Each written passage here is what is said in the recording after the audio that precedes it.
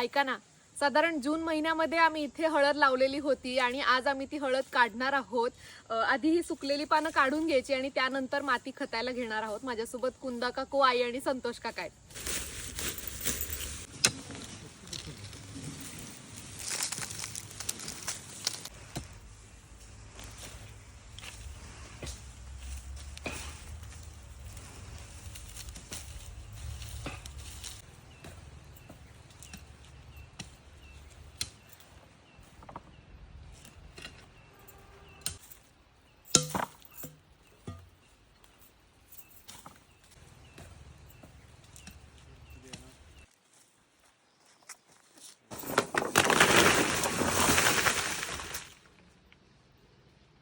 या हळदीतले जे कंद आहेत जे पुढच्या वर्षी लावायचे आहेत ते वेगळे काढून ठेवणार. त्यानंतर पाळं वगैरे स्वच्छ करून ही हळद धुवून घेणार.